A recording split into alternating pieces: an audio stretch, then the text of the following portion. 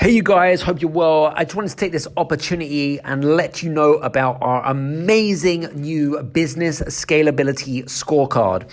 So have you ever wondered if you're an entrepreneur, you're a business owner, and you want to grow and scale the business, but not sure how, and you're looking for some advice and you're looking for some strategies about how you could effectively grow and scale your business?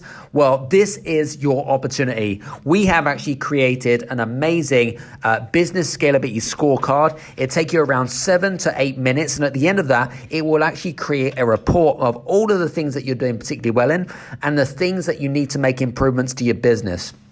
And it's a great tool and a great asset for your business. To get free access to that, go to bit.ly/business-scalability-scorecard. Go there, go now. Take care, see you soon. This is the Game Changers Experience.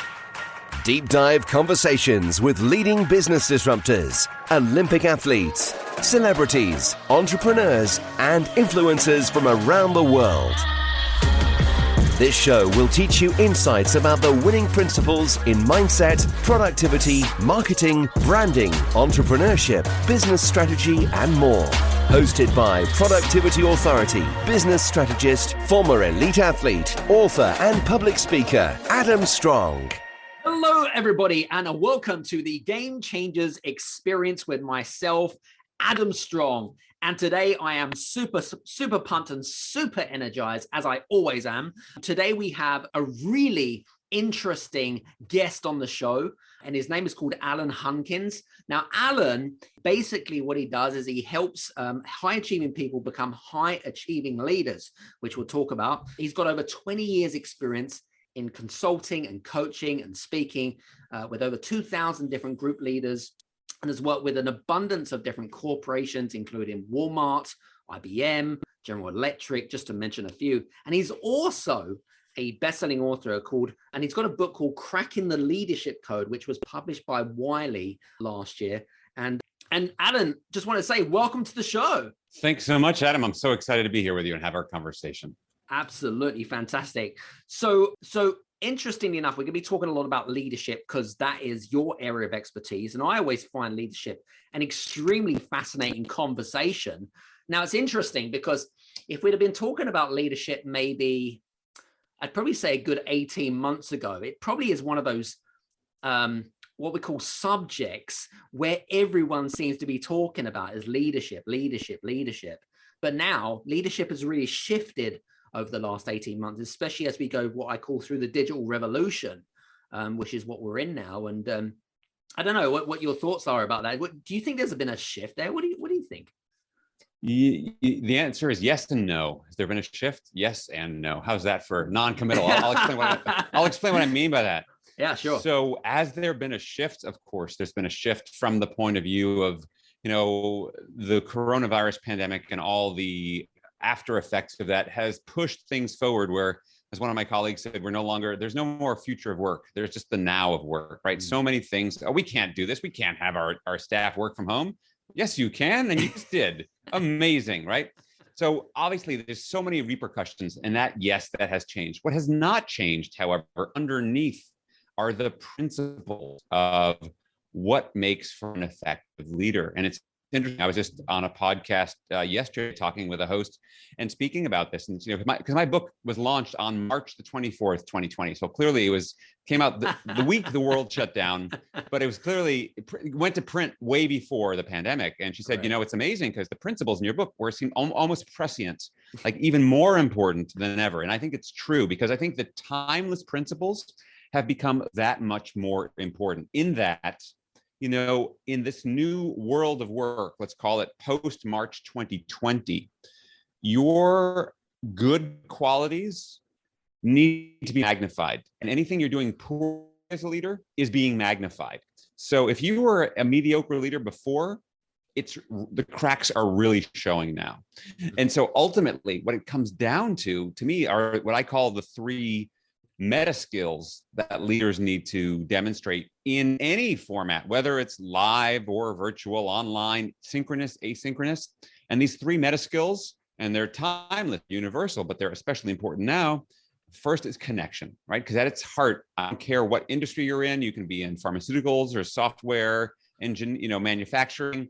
Ultimately, you're in the people business, right? You're working with human beings. And so at its core, leadership is a relationship between a person who would like to lead and a person who chooses to follow. So connection is number one. Number two, it's around communication. How are we ultimately creating common understanding in our communication? The goal of communication is not just to communicate, it's to actually make sure that we're creating clarity and insight so that we can make the best decisions possible, because the best decisions will lead to the best outcomes. And the third piece is, what are we doing to collaborate most effectively? So it's around collaboration. That is, what am I doing as a leader to create and design an environment where people can show up at their best so they can do their best work, not just today, but sustainably in a humane way for the long term. So again, those three big meta skills are around connection, communication, and collaboration. Love it. The 3 C's, guys. I'd actually 100% agree with you on that. And it doesn't matter if you are the CEO of $1 billion company or you are the CEO of a small 6-figure company. The fundamentals don't change. I think that they can be applied in every situation, especially in this day and age. So I think you've hit the nail on the head there. So that was good. Great stuff. All right. Interestingly enough, I suppose my thought is that what would you say are some of the common bad habits that inexperienced leaders potentially use? I mean, you've worked with bigger organizations, you've worked with, experienced leaders, you work with inexperienced leaders, and you probably see the commonalities, whether it be the habits, whether it be certain rituals or certain flaws that they use. What from your perspective, what's your thoughts on this? What do you think are some of the common bad habits that were or the alarm points that maybe some of our inexperienced leaders are listening to? Yeah, I love the question, Adam. And I also want to do a little level setting when we talk about inexperienced leaders, right? Because the fact is, there are lots of experienced leaders that are falling into these bad habits as well. I like to say, because the question is, are you learning from your experience? And not everyone does, which is why you have some leaders who have 20 years of experience and other leaders who have 1 year of experience 20 times, right? Because they're still they really have not accelerated the growth. Because a big part of this, you can accelerate your journey. I mean, part of my reason for writing the book was around helping give people look, there are traps, there are pitfalls that unless you know better, you will fall into. So let's get into some of these. Yeah. So number one, it's this mindset. So many people who wind up in leadership roles, first and foremost, got there because they were high performers who get stuff done, right? Like, for example, you're in sales, Adam, you're a great salesperson. We're going to make you the head of the sales team.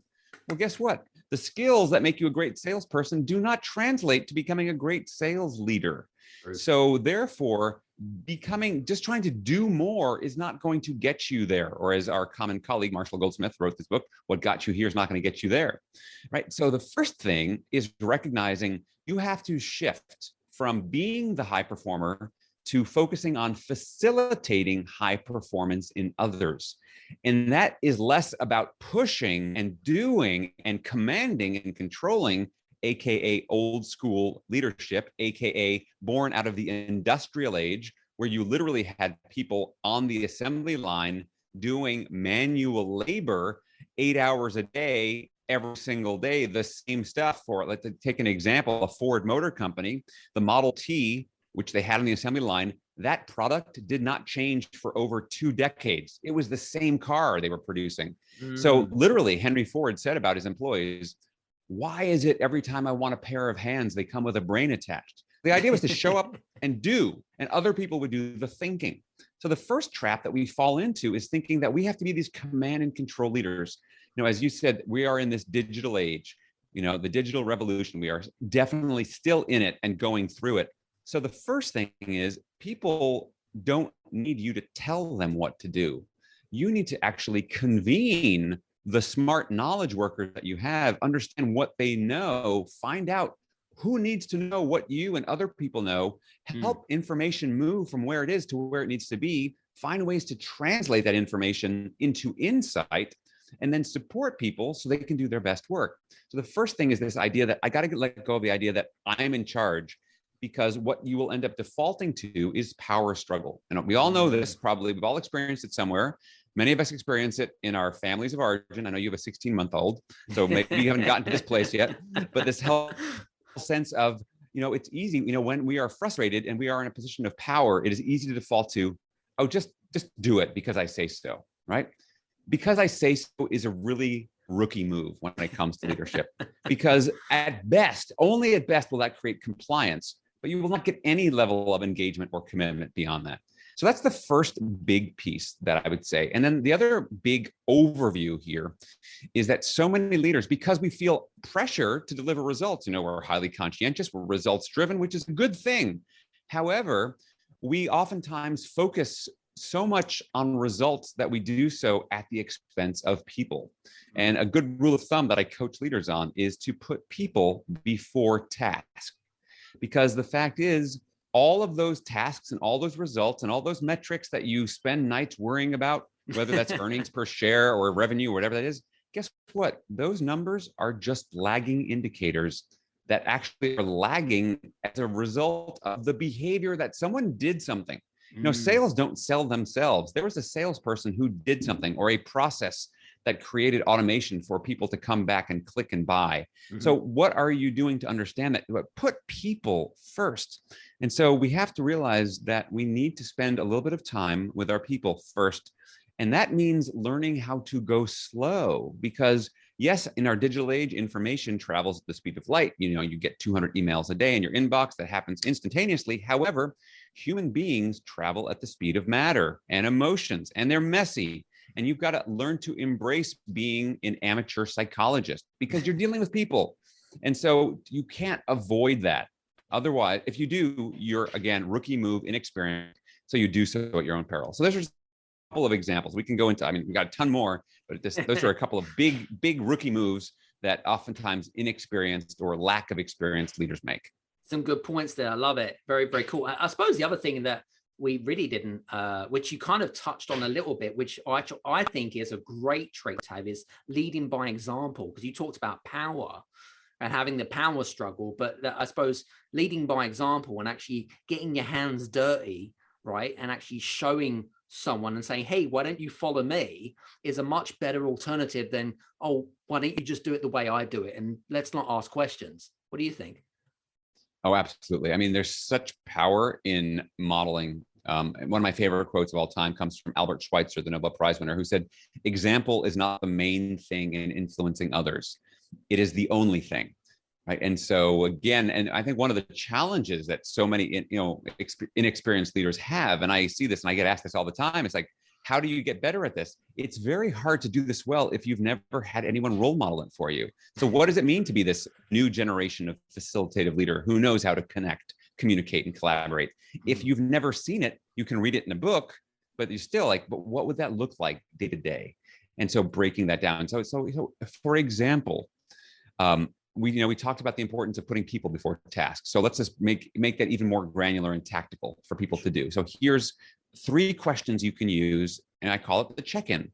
And it's something, before your project team meeting, or you're getting together with your direct report on a one-on-one meeting, maybe it's once a week you do this, before you get into all the work stuff, just to take a few minutes. And literally this will not take you more than a few minutes, is to ask them 3 questions. First question, let's say I was with you, Adam. Question I would say, so Adam, how are you feeling today? And by the way, you can't answer, I'm fine, how are you, right? It's not just a cultural placeholder pleasantry. So the first thing is to ask someone how things are doing. How are you doing really? Because hopefully the eggshell has been cracked open. That's the silver lining of the coronavirus pandemic, which is we've got to make it okay for things not to be okay, right? The fact is we're all human beings, and the fact that we're all zooming in, I can see you at home there. You've got a curtain. There's something like a pillow next to you.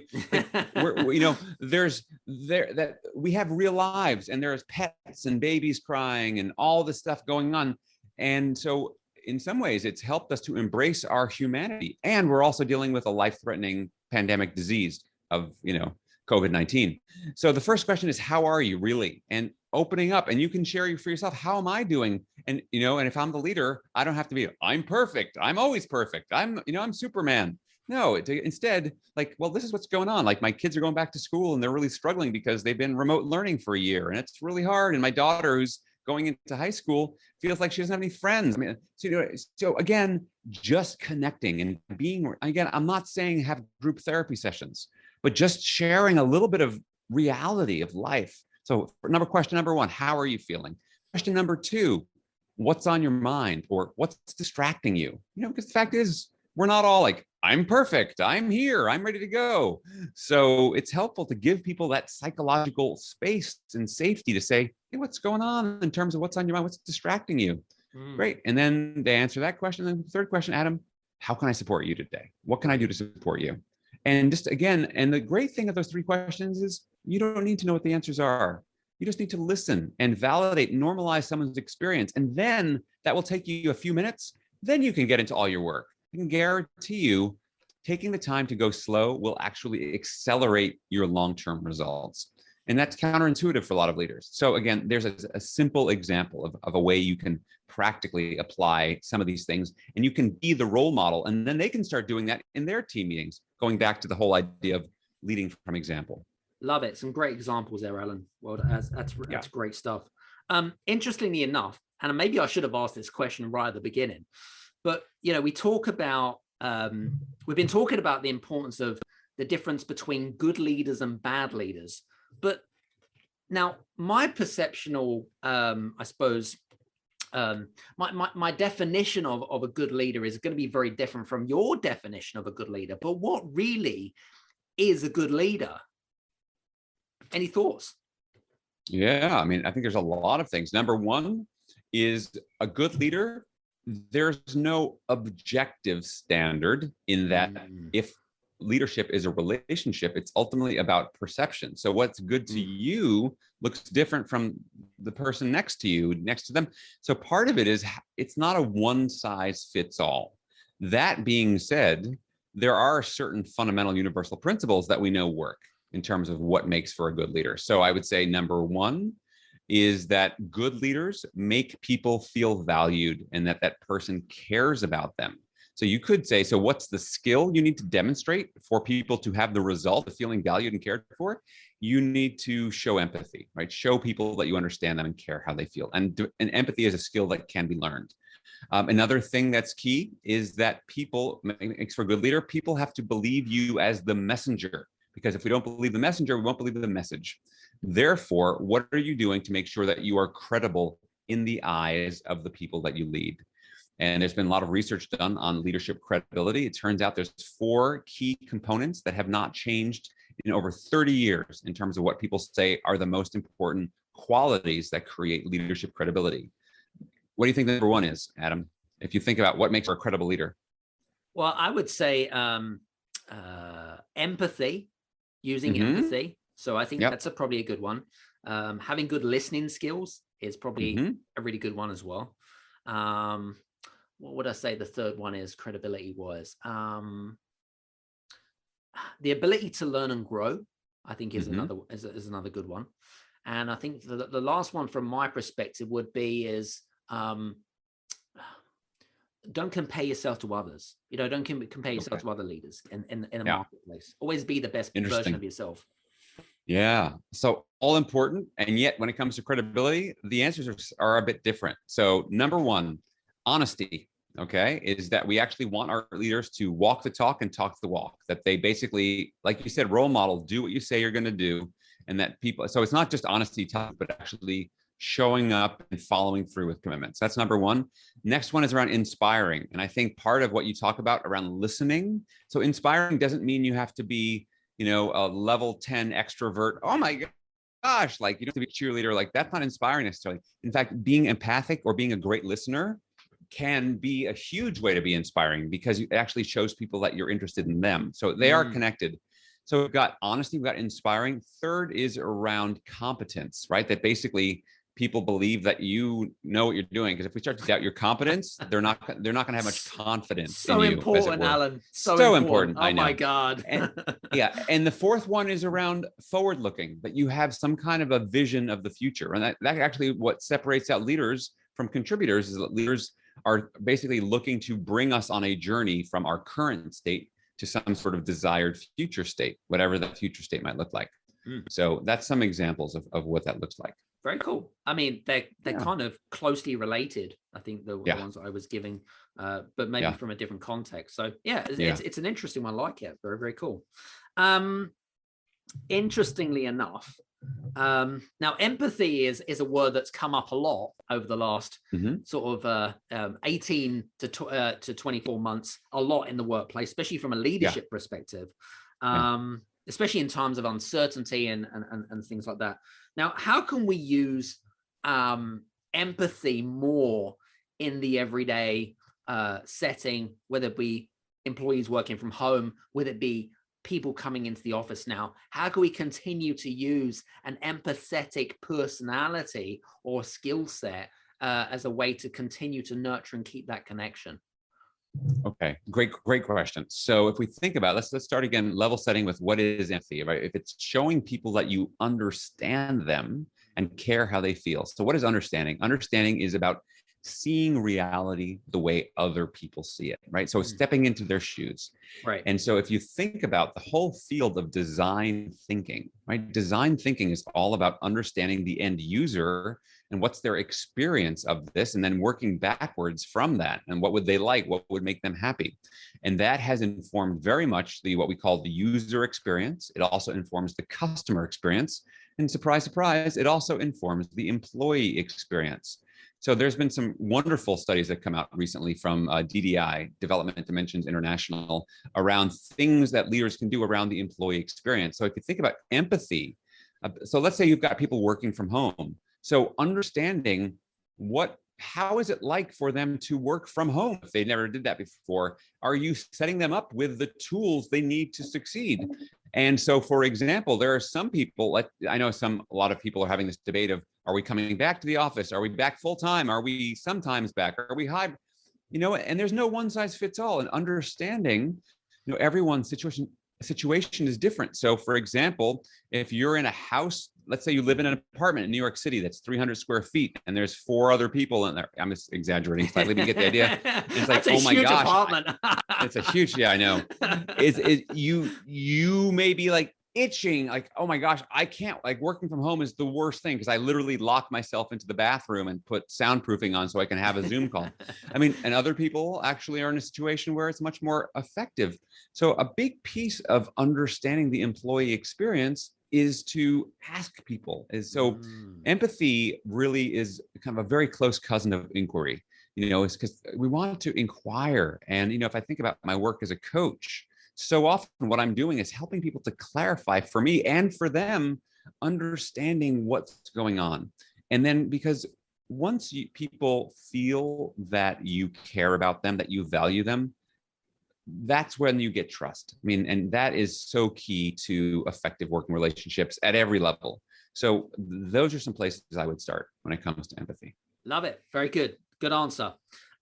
Interestingly enough, and this is something that kind of really got me thinking here, and I had to write this particular question down. Now, I know that we established at the very beginning of the interview, we talked about the importance of leaders, which are, of course, you've got to be task orientated, you've got to be results orientated, and so forth, right? But how can leaders develop what I call a fine balance between the pressures of running a team, to keeping your shareholders happy, to keeping a happy and engaged team? There's a lot of pressure. There's a lot of things to think about when it comes to leadership. But how can we create that fine balance so that we are keeping not just everyone happy and engaged, but we're also performing to a level where everyone, where the leader feels, do you know what, I'm doing a good job. I'm being an A player. I'm doing the best person as I can possibly be. Any thoughts about that, Alan? Yeah, absolutely. So one of the challenges, one of the challenges that leaders face is the fact that there's a lot of stress, right? And stress is not good or bad in and of itself. It's a question of how much capacity do you have for handling the stress, right? So, like if you're running a $75 billion company, if you're the CEO, there's a level of complexity of stress that being a solopreneur doesn't have. Now, you might have some more support, but there's stress. So for me, a couple of things. And one thing I want to do is demystify and debunk one of the leadership myths that I see way too often, and this is why so many leaders struggle, amongst other things, has to do with the fact that a lot of leaders think that they have to manage these stresses alone. So number one thing I would say is you need to have and create a court of support.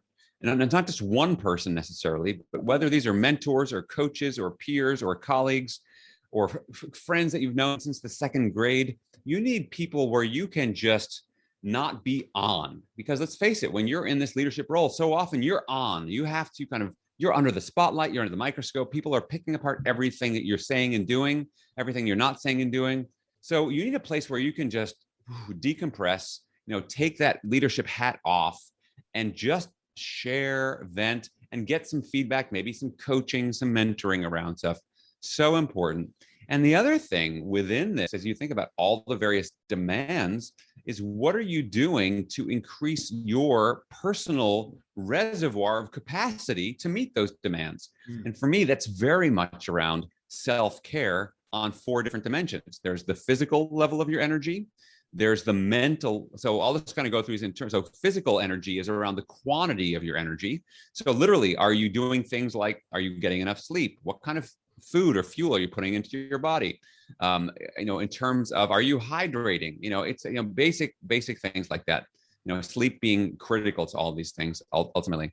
Then you've got your emotional energy, right? The quality of your energy. So again, if we want to be role models, if you're stressed and negative, I can guarantee you, I have never yet met a single person who said, I had this amazing leader, and what I loved about them the most is how stressed out they got. You said no one ever says that.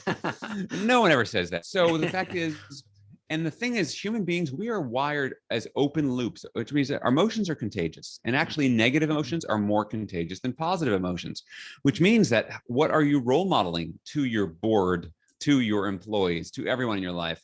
So in terms of how do you cultivate and strengthen practices that get you in a more positive frame of mind? So I do all sorts of coaching and leading trainings around what we call positive intelligence, which is mental fitness. So understanding that, you have a challenge. Are you dealing with that from a negative perspective or a positive perspective? And it isn't just because you hope to, you have to actually develop the neural pathways that are going to lead you down to a place of empathy, of curiosity, of appreciation, of purpose, of gratitude, of laser-focused action, as opposed to down a neural pathway of stress, anxiety, fear, scarcity, worry.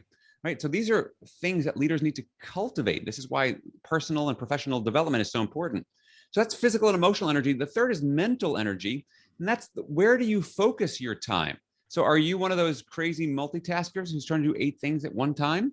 Do you overschedule where you're just feeling like you're behind every single day? That's going to create stress. Versus, are you spending time on the work that really matters? Do you block out? How many things are you working on that would benefit from you taking 2 hours of just uninterrupted time? I asked, when I used to do this in person, I would ask rooms, and everyone in the room would raise their hand, right? Like, oh my gosh, I would totally benefit from just having 2 hours to focus on this project. And I said, great, keep your hands up if you've actually taken 2 hours of uninterrupted time sometime in the last month. And you know what? Out of like 100 people, only 2 hands stay up, because everyone else, forget it. So mental energy, where you spend your time and your focus, is key. And the fourth one is, we'll call it spiritual energy. And by the way, this is not religious. This is about really connecting to the purpose and the meaning of the work that you do. Because look, for you and all the people you lead, when we know what we do really matters, we bring more positive energy to it. And there's wonderful work that's being done around purpose. In fact, I'm working with some collaborators who are chief purpose officers. That's a C-suite role now. Love it. It is. I love it. A lot of organizations are bringing in chief purpose officers because they're recognizing the importance of unlocking the power of purpose. So anyway, those are some things to focus on. Specifically of what you can do if you want to be able to manage the stresses of dealing with your leadership, no matter what size organization you're working with.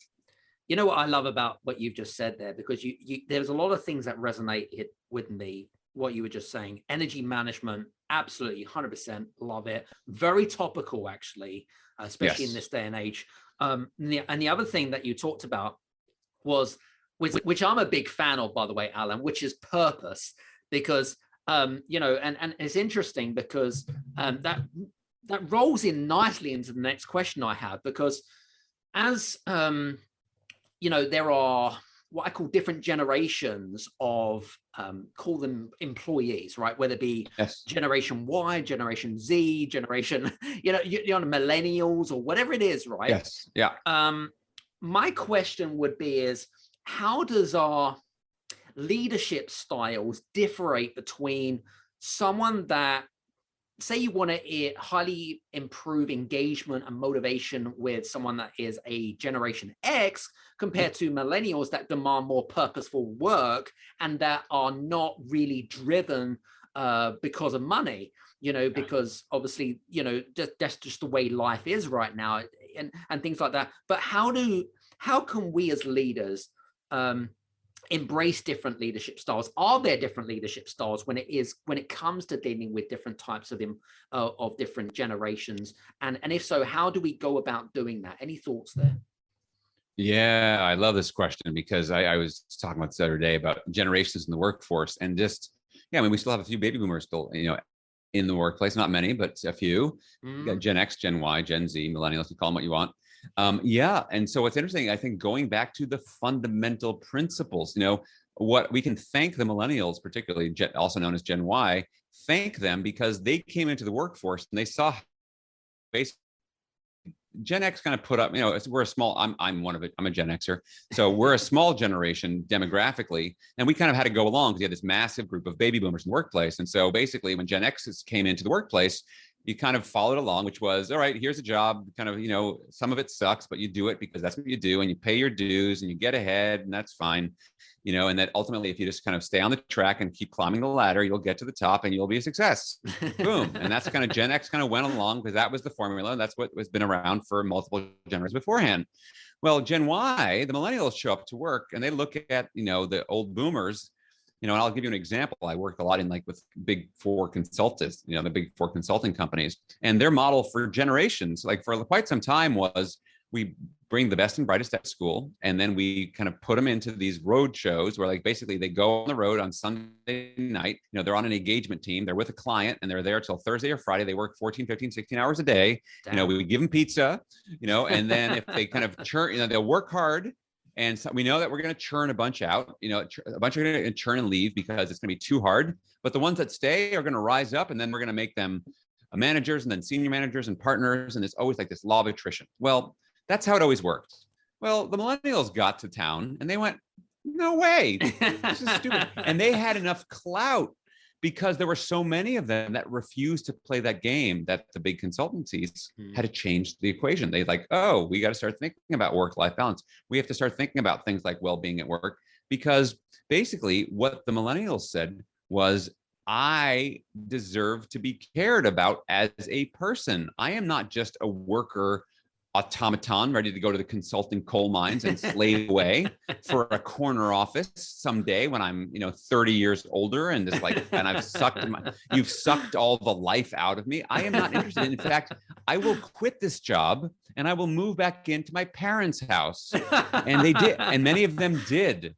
And so, I mean, so you got to think this really changed the calculus considerably.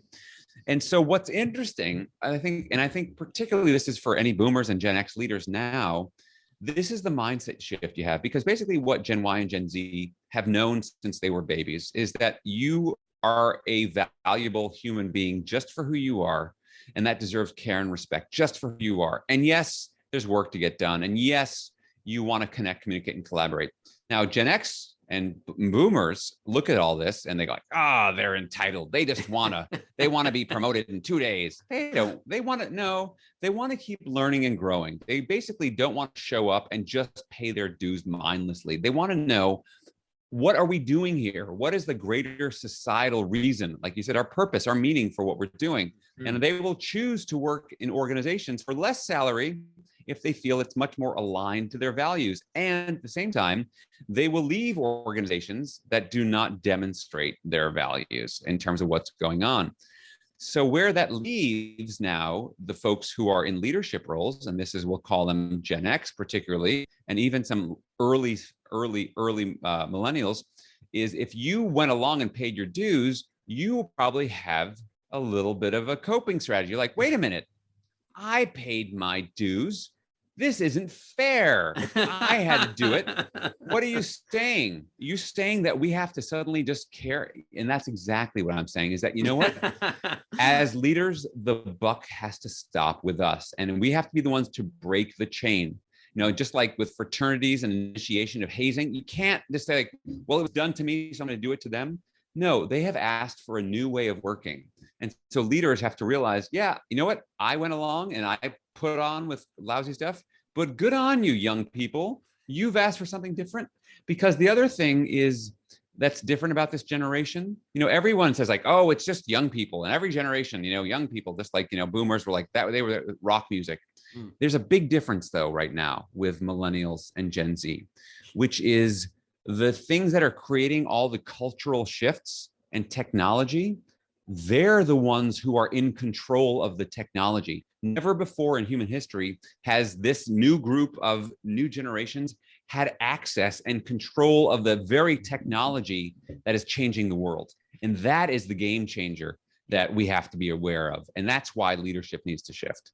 So that was a big answer to your question. That's a really interesting thought process, though, because what you were saying there about them controlling technology, which I agree, by the way, because, you know, the experienced Gen X or even the Gen Y, you know, they follow a certain ritual, they have certain habits, and they believe that that is the way it's done, and that's the way it's going to stay, right? It's kind of like this fixed mindset.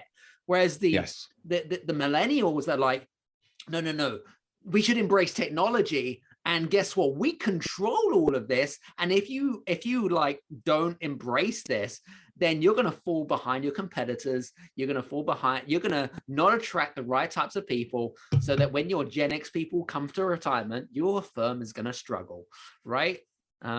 Interesting. Love it. Very cool. No, absolutely. Yeah. In fact, as you say that, one of the things that I counsel any kind of Gen X leaders and stuff, I said, you know, we talk about mentoring. I was like, you need a mentor. And I say, I mean, like, you need a 25-year-old mentor to mentor you, not the other way around. Like, love it. Because like, I am not a digital native. I will never be, but, you know, I need to learn from people like that, because my future depends on my ability to keep learning how to learn. And so much of learning is intertwined with technology today. So if we don't keep figuring ways to use that to our advantage, like you said, we're going to get left behind, Adam. Yeah. And do you find that there is like this, I suppose, element of ignorance or kind of, you know, well, they're younger than me, you know, I'm older type thing. It's like, you know, kind of respect your elders type of kind of attitude. What's your thoughts there? Well, that's the thing. I mean, that's the piece that we have to break the chain, because that is ego talking, right? I mean, that's the same thing with parentism, right? It's like talking to your 18-month-old or a 3-year-old or a 6-year-old. It's like, who do you think you are, Missy? You know, you have to, you know, as opposed to like, what if you treated that individual, you know, because I'm not raising kids. I'm raising people who are going to become adults. I'm not planning to raise kids. I'm raising people who are going to be adults, and I should be treating them with respect the whole way through, because that's what they'll understand and that's what they'll know. So yeah, otherwise, I think if we use the cop out of like, I'm older than you, that's just ego and power talking. Yeah, you know, absolutely. Which, by the way, is intoxicating. You know, this is why the world has some of the leaders that we do, because, you know, they say, you know, power corrupts and absolute power corrupts absolutely. I mean, it's intoxicating. People get drunk on this. In fact, they've done all sorts of studies where they've put people and basically entrained them into a powerful state. And they've shown the parts of the brain that deal with empathy decrease significantly. So there's a huge power empathy gap that we have to be mindful to overcome. You know, I know that we're coming towards the end of our interview, but I had an interesting thought, though, as you were talking, because I know that we were speaking earlier on about the importance of leaders having certain traits, certain skill sets, and learning new things, right? And you also mentioned around the importance of honesty, right? So leaders need to have honesty and sort of the 3 C's and stuff. But what about the employee themselves? I mean, we haven't really talked about the expectations from their perspective, right? What is it that their expectations are? Because on my belief, and here's a really good example here, Alan. I was in a conversation with a client, and she said to me, she was like, "Oh yeah, I sat down one of our employees came up to us and said, "Oh, we've applied for a new job with another company," and so she was fascinated and she wanted to find out why did she wanted to apply for a new job and go for work for another company, and to cut to the long story short, she turned around and she basically wanted more money. Now she had no clue whatsoever about that it was completely that, because this my client had actually been completely honest with the person and said, "This is our purpose, this is our vision, this is how we're going to get you excited." There was this kind of what I call this kind of futurism. You're getting someone excited about the purpose and whatever it is, but the employee wasn't. There was this kind of and the relationship between the two people they've been going on for about sort of 5 or 10 years now, so quite a substantial amount of time. But then the kind of, I wanted more money, without kind of coming up to that person and sort of saying, I'd like to have a little bit more cash if that's possible. What's your thoughts about this? Because we really haven't spoken about the employees' expectations and the importance of making sure that they follow their rules as well. What are their rules? Yeah, well, I think this example is a good one that shows that if I've been working with someone for 5 to 10 years and then they suddenly surprise me, oh, I'm leaving, I've applied, I'm leaving this company because I want more money. Like, wait, you wanted more money? You never told us. What is it, instead of blaming the employee, what did I not do as a leader earlier on in this process? So, for example, when I'm checking in with people on a regular basis, how can I support you? These broad, open-ended questions. Are you, like whether every so often, like what would make you happier here? I wasn't there, but the question is, are we asking those kind of questions? Is there anything else I could be doing, or we as an organization could be doing to support you? Want to make sure you feel safe. And to create the space and the avenue for people to start speaking up and sharing that stuff in advance, as opposed to as they're on their way out the door and this comes up in an exit interview, for example. So, I think so in terms of, I like to say humans are good at many things, but reading minds is not one of them. And so as a leader, don't be a mind reader, because you're going to suck at it, because we all do.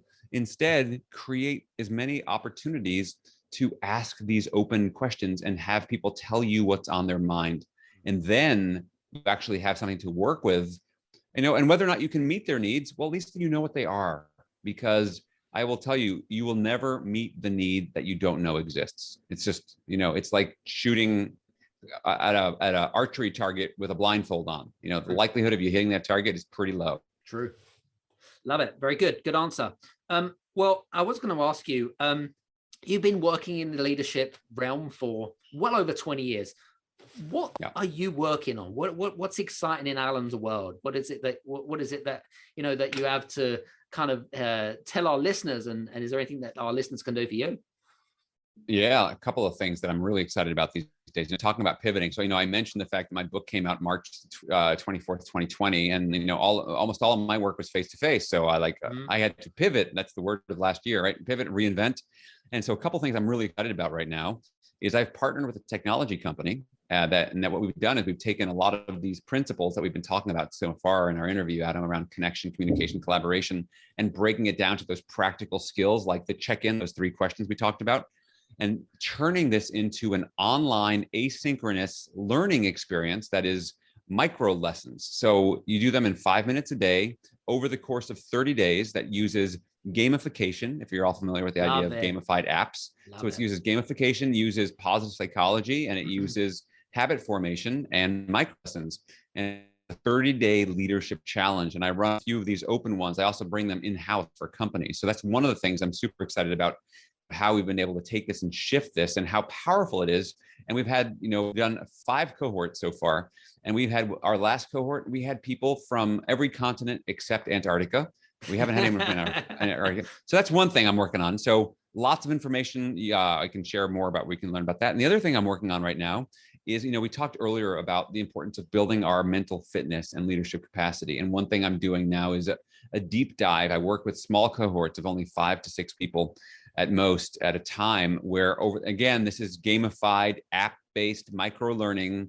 How are you going to practice? Because, I can share with you the insights of mental fitness and why it's important. But ultimately, what I find is the goal of the result of behavior change doesn't come from insight. It comes from practice and building new habits through like exercising the muscles. True. So in these cases, they're mental muscles, just in the same way as, I can have you read books about golf. I can, we can watch videos of golf, but until you actually get on the golf course and start practicing it, and not just once and show up and like, I'm a golfer, you'd have to do it multiple times. So this is a 6-week intensive boot camp, as it were, where people practice 15 minutes a day and basically increase their own personal mental fitness. And I've had literally people come through this and say, oh my gosh, this has been life-changing. And, for someone, that's why I do what I do. I mean, my mission in the world is to create a vibrant and alive world by kindling the fire of brilliance in people. So when people say things, oh my gosh, this is life-changing, what else is there? It's like, you've made my day, you've made my week, you've made my work. So I'm really excited about these two offerings and being able to help guide and facilitate people through these processes. Great stuff. And I'm a big fan of games as well. I'm a bit of a game freak. Nice. And I think it's just a great way to, engage with people. And, I actually remember back in the day, there was one of the great gamifications that we did, not our company, but it was a friend of ours. They created a gamification for improving employees' memories, which was fantastic. It was great, fantastic, and they actually improved it over a 6-week period. You could actually see it was just a great way. But I love it, fantastic. So just want to say thanks very much for being on the show today. I really appreciate your time today, and hope you had a bit of fun. Oh, I had a great bit of fun, Adam. Thank you. You're welcome. So guys, listen, hope you enjoyed today's amazing interview. I said it was going to be fun packed and lots of golden nuggets in there. What I was going to say to you is please do connect with Alan on his social media on the links below. And also, if you have any questions or if you have any messages about what Alan is actually working on, feel free to message him.